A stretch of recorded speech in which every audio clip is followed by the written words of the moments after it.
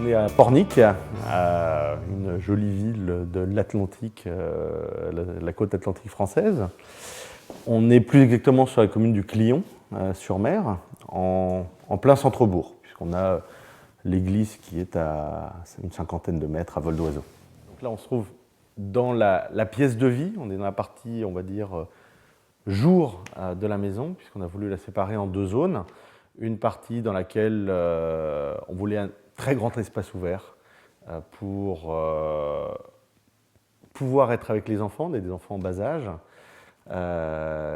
Donc, ils veulent toujours être près des parents.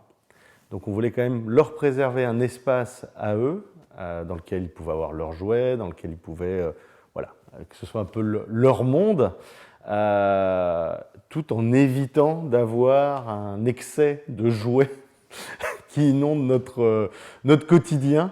Donc voilà, c'était un peu l'équilibre. Donc on a fait cette grande pièce qui était, je pense, aussi une des choses qui a beaucoup séduit le constructeur au moment du dessin en fait, de la maison, puisqu'on était sur un projet un peu atypique par rapport à ce qu'ils avaient l'habitude de réaliser.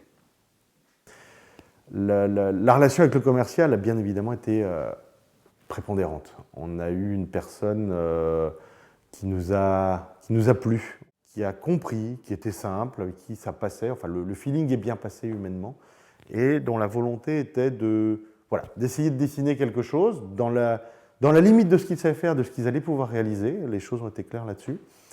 Et les choses étaient également claires sur les négociations ultérieures. C'est-à-dire, on dit, voilà, je vais vous faire une maison à un certain prix, en fonction de ce qu'on va définir. Je ne vais pas m'amuser à mettre le prix plus haut pour le réduire.